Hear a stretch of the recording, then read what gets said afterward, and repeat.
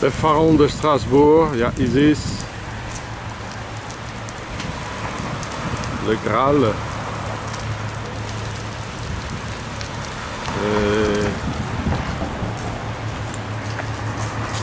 hiéroglyphe du soleil sur la porte, 2 fois.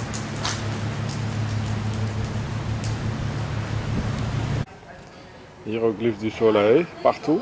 Strasbourg, là, vertical. Encore là. Encore là. Et encore là, des obélisques, le triangle de franc-maçon. Il y en a beaucoup plus, mais je ne veux pas tout filmer. Le pharaon de Strasbourg.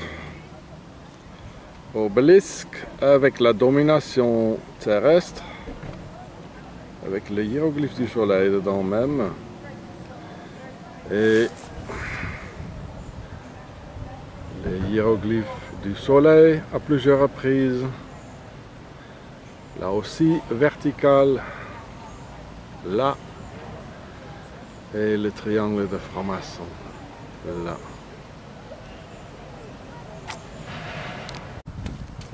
Le palais de la justice à Strasbourg. Il y a des obélisques partout. Avec des lions.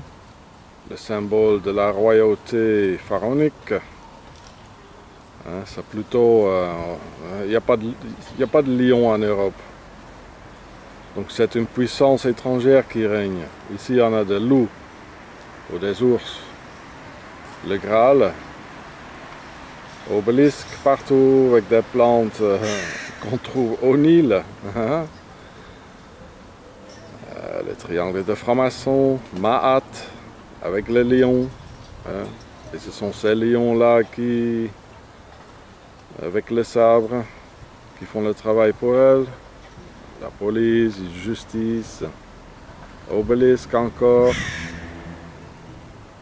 Ah, Isis. La reine-mère. Là, c'est l'alliance. C'est traditionnellement donc l'acacia. Et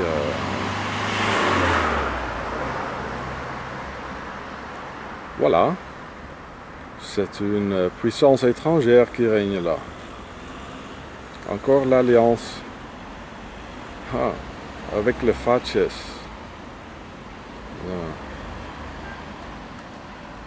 Le truc fasciste là.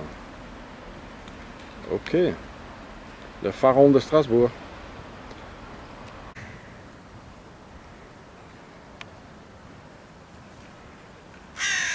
Le Sphinx même. Oh là là. C'est fort hein. C'est plein ça. Le Sphinx. Alors c'est qui est là? Les Français? Les Européens? Non. Partout au poste clé ce pharaon.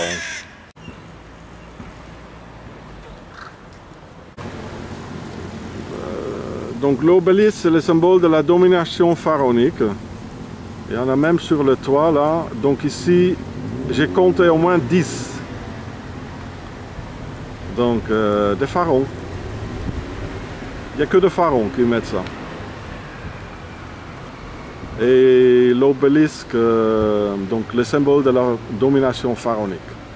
Ça veut dire que ce sont eux qui règnent ici, le palais de la justice à Strasbourg. Le pharaon de Strasbourg. Triangle de franc-maçon. Avec soleil.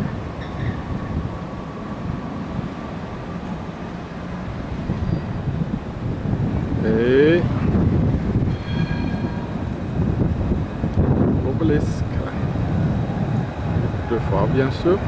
Yachin et Boas.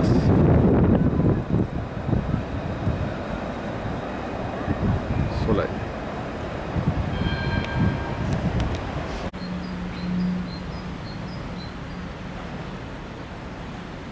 Triangle de franc-maçon. De lion. Animal étranger à l'Europe. Et la Isis, avec les victimes de guerre. Ça c'est l'idée derrière, pour recréer l'homme comme d'être nain de jardin, non plus à l'image de Dieu. Il faut que tous les hommes y meurent dans toutes les guerres pour recréer les petits garçons comme des nains de jardin serviables à madame. C'est pour ça qu'on a eu toutes ces guerres. Si on veut faire un chien d'un loup, docile et tout, bon, mais on tue les parents et on prend le petit loup et on peut le recréer. On peut faire un nain de jardin obéissant et tout ça. Donc elle ne pleure pas là, elle est très contente avec son travail là. Voilà, vous comprenez? C'est ça. C'est la raison de tous ces gars. C'est très simple en fait. Très stupide. Donc en fait ça c'est l'idée de Horus en fait. Isis, elle a laissé tuer, elle est enceinte, elle a laissé tuer son mari Osiris par son frère Seth, Sethon. Le mot Satan vient de là. Et c'était bien sûr pas son vrai frère. Et elle a pu élever des enfants tout seul. C'est pour ça dans les églises il y a IHS, ça veut dire Isis, Horus et Seth. Et Horus, c'est bien sûr Jésus. Donc voilà, c'est ça son travail. De Satan. Donc Isis, c'est également Isis, l'esprit, donc l'idée. Horus, c'est l'enfant. Et Seth, c'est le père. Satan, c'est le père. Mais pas le vrai père. Le père diabolique. À nos morts. Quelle hypocrisie, hein. Voilà, là, il y a Horus, deux fois.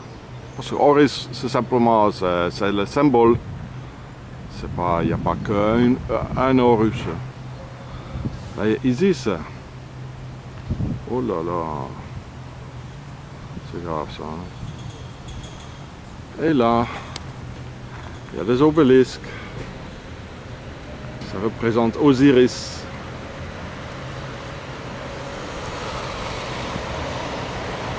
Donc,